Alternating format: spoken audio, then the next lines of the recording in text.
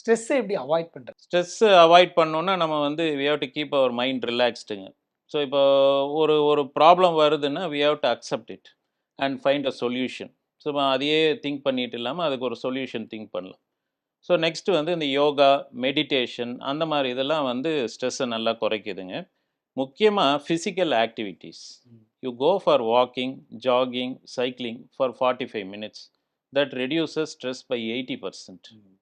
So அந்த ஸ்ட்ரெஸ்ஸை நம்ம பிரேக் டவுன் பண்ணணும்னா நம்ம வந்து we have to do regular physical activities.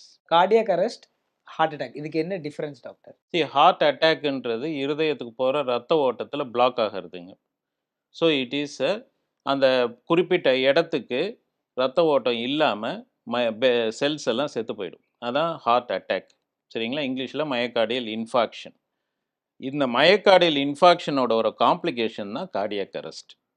இப்போ ஹார்ட் அட்டாக் ரொம்ப மேசிவாக பெரிய அட்டாக்காக இருந்துச்சு, ஹார்ட்டில் வந்து 80%க்கு மேலே டேமேஜ் ஆயிடுச்சு அப்படின்னா ஹார்ட் வந்து பம்ப் பண்ண முடியாது.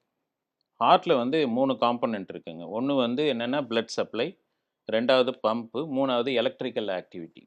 ஸோ இந்த மசில்ஸ் டேமேஜ் ஆகும்போது என்ன ஆகும்னா இந்த எலக்ட்ரிக்கல் ஆக்டிவிட்டி வந்து ரெகுலராக போகிற ஆக்டிவிட்டி இல்லாமல் இர்ரெகுலர் ஆகிடும். ஃபாஸ்ட்டாக ஓட ஆரம்பிச்சிடும், கரண்ட் இங்கே எங்கேயும் ஜம்ப் ஆக ஆரம்பிச்சிடும். அதை வந்து ventricular tachycardia or ventricular fibrillation சொல்லுவோம். இந்த வென்ட்ரிகுலர் ஃபிப்ரிலேஷன் வந்துச்சுன்னா வித்தின் 30 செகண்ட்ஸ் நம்ம அதை ட்ரீட் பண்ணலன்னா ஹார்ட் நின்று போயிடும். That is called as cardiac arrest. So ஹார்ட்டோட ஃபங்க்ஷன் டோட்டலாக, அதாவது அந்த 3 ஃபங்க்ஷன் சொன்னாலே 3மே நின்று போயிடுச்சுன்னா that is cardiac arrest. Heart அட்டாக்ன்றது it is damage of one particular area of the heart.